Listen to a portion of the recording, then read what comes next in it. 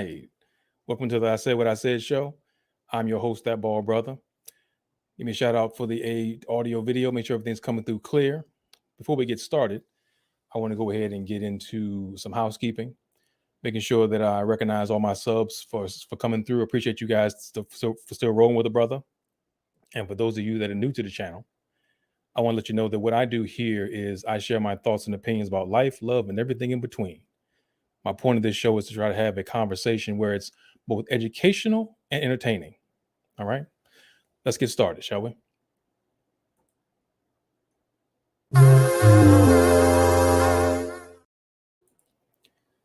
So I've noticed recently, we're going to start off a little light tonight. I noticed recently that there's been a trend of issues where it talks about men not being allowed to admire and see women or look at them while in the gym. And I kind of want to get into that a little bit and try to figure out why that's an issue. Now we're going to put aside the guys, the weirdos, the creeps that always, that most of them are referring to, but we're talking about the average guy who gives you a passing glance when you come to the gym wearing your outfit. And I got to ask the question, is the gym no longer sacred? Is it a place we have to wear blindfolds now in the gym? Is that what we're doing? So, I mean, ladies, I need you to understand that men are visual creatures. We are. So if you put on something nice looking and you come to the gym, you're going to get looked at. Okay? Let's be real here. If you wear something like this, you're going to get looked at. And I don't know why you think differently. I don't know why you think that we're supposed to just not see that, especially when these outfits are designed to accentuate the positive and suppress the negative. Let's keep it real. Let's keep it real, shall we? So I guess the question for me is, who are you dressing for, ladies? It was an interesting conversation I had with my lady last week. I asked her, when she goes to the gym and gets dressed, who does she dress for? And she explained to me that first she dresses for herself because she wants to look cute, but she also understands that going to the gym in certain outfits, looking at how she looks, she's going to garner some attention. So I asked her, well, don't most women understand that's a possibility or a likelihood when they go to the gym? And she said they should, but apparently some don't. Now, I'm going to keep the field of play pretty even. Now, it's not going to be an apples to apples comparison, but roll with me, right? Let's talk about gray sweatpants, ladies. Gray sweatpants. Now, we men know why you like gray sweatpants on us. We know. And here's a little secret. We don't care. You can look all day. I don't know of any men that are complaining because they're getting too much attention in gray sweatpants. We know that comes with the territory. And that's the thing. We know when we put these sweatpants on, we go outside, we know what's going to happen. We're not thinking about, oh, well, should I not wear these sweatpants? Well, I hope no creepy woman's looking. I've not seen not one. Well, let me think. Creepy women. I can't recall seeing, I'll say that. I can't recall seeing or running into a creepy woman that was looking at me in my sweatpants. So there's that. So my point in all that, I need you ladies to understand that when you go outside in those streets looking like that, don't be surprised if you get some leering looks, some passing glances. And remember that the sword cuts both ways, because when you're looking at us, we're not complaining. We're looking for the same from you. Okay.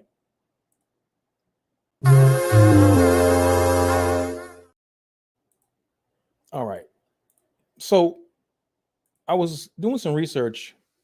Well, actually, let me go back on that. I posted a video on TikTok where I was speaking about the fact that the gender war that's going on and that Black men and women are at each other's throats still for some reason, and trying to figure out why we are still doing this thing and why can't we get past it? Why can't we move on beyond it? And I came across two things. First thing I found a video that was addressing this conversation from a different perspective. And I want you guys to check it out. Take a look. I think that what's happening in America as far as black men, black women is concerned, is that there's a revolution within a revolution. We are fighting our own woman. Our woman will not allow us to emerge as black men. No.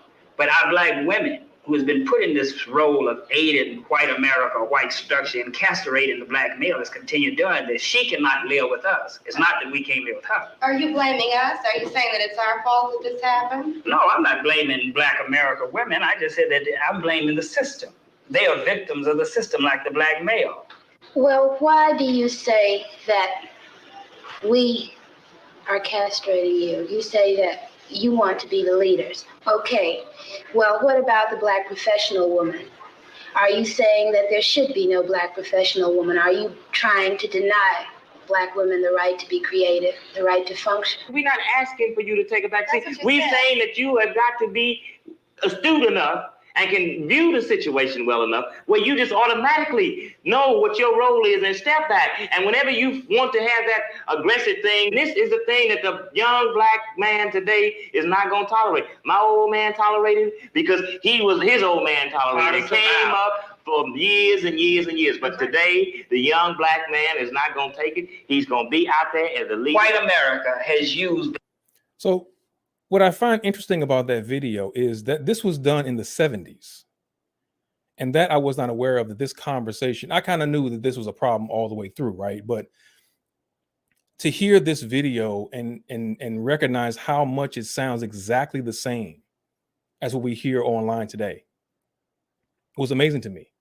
They were still fighting the same fight, still making the same arguments, still women's points are the same, men's points are the same. And yet here we are in 2023, almost 53 years later, and we have not resolved the issues. So my question is, why are we still fighting? And who benefits from that? Who does it serve? Going back to the TikTok post, there were a lot of comments there where people were saying, oh, well, you know, why are you coming at us? And why? What I would liken it to is a kindergarten mindset. Well, white folks are doing it, and other groups are doing it, so why is it a problem? It doesn't matter who else is doing it. We shouldn't be doing it. That's the point. To point the finger and say, well, because someone else is doing it, I'm doing it, and that somehow gives me a pass for doing it. We got to stop with that kind of logic, And we also like to play the blame game. Well, it's white supremacy, it's racism, and all that. And not to say that those things don't exist, right? Because they do. We live in a society where those things are prevalent. However, there's colorism. There's what I call crab in the barrel syndrome that the black culture suffers from. We are part of the problem, right? Because we do it to ourselves. We put ourselves in these precarious positions, and then we complain when it's of our own doing. And quite frankly, when it comes to talking about other groups, I don't have an interest in them. I'm caping up for black culture. That's what I'm looking out for. I care about our success or in avoiding failure. I don't care about other cultures in that way. I have no vested interest in them. But I feel like a lot of the arguments that I'm hearing as of late, even still, are that it's about black men saying it's the black woman's fault, black women saying it's the man's fault. How about it's both our faults? How about we both wrong, right? We both need to figure out our healing go through the healing process and work through our trauma and become better on the other side of it. Now, where does that begin? I feel that it begins with the black man. We have to step into our leadership role, our inherent leadership role, and set the tone, set the example.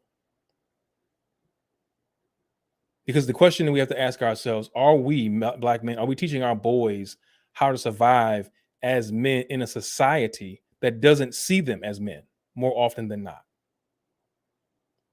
Are we teaching and showing our daughters what and how they should be treated when they become women? I think we struggle with that. I think we're caught up in our ego so much that we don't want to even have that kind of conversation because we're afraid of facing the fact that we are at fault. So I saw another video that came up. I was watching some stuff, and shout out to Black Opinionated Woman.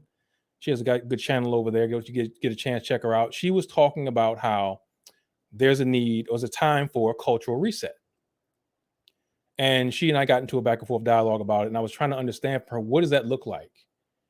And I'm going to paraphrase some of the answers she gave, but she basically mentioned that, we got to stop playing the blame game. We have to recognize we need to work on ourselves, heal, move forward. We need to stop hiding behind excuses. We need to have more solution focused conversation, among other things. But that was just the beginning of the conversation. She was giving some great dialogue there. And I feel like we need to step back and take another look at the situation and say, you know what can we do within our communities to make a change, to at least start to see differences? I think that we have a lot more power than we realize, and we give that power away easily. Not just purchase power. I'm talking about just in general. I'm a staunch believer that of the 90-10 rule, that life is 10% what happens to you and 90% how you respond. And I feel like we have done a poor job at responding. We do great at walking and protesting and rah and all that. But what are we doing really to help change the situation? What are we doing within our communities? Are we investing in our communities? Are we trying to figure out a way? I mean, Tulsa, Oklahoma was a thing at one point in time, and it can be again. But you got to get the right mindsets involved, got to get the right people involved, have those kind of conversations and decide this is what we're going to do. I was talking to somebody last night, and we were talking about the fact that there are no Black-owned grocery stores that I know of anyway. I'm not talking about Caribbean stores and West Indian stores. No, that's not a Black grocery store. Okay, I'm talking about a Stop and Shop owned by Black folks. Okay, that's what I'm talking about. Those kind of stores, the main chains where you go in and you can find everything. We don't have that, and I feel like there's so much that we could do in this community if we just try to. I hate to sound like Rodney King. Get along with each other, and as Black men, leaders lead, right? And if we're not exhibiting leadership qualities, we can't get angry with Black women for not being submissive. I'm not caping up for Black women. I'm just speaking the truth. You have a job, you working somewhere, you're not going to follow behind a supervisor that doesn't know what the hell they're doing. You're going to find it very challenging to do that.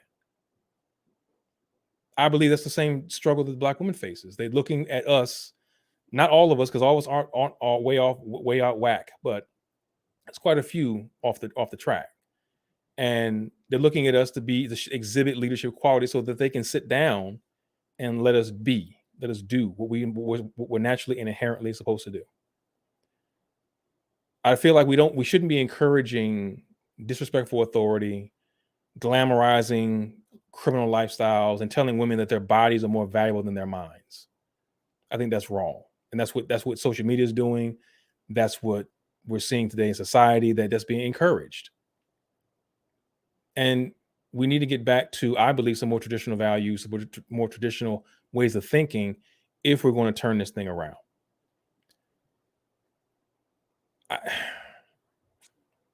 It's just frustrating because, you feel like as a Black man, you it's enough every day to try to keep your head above water and stay two steps ahead of what's going on outside of your own community.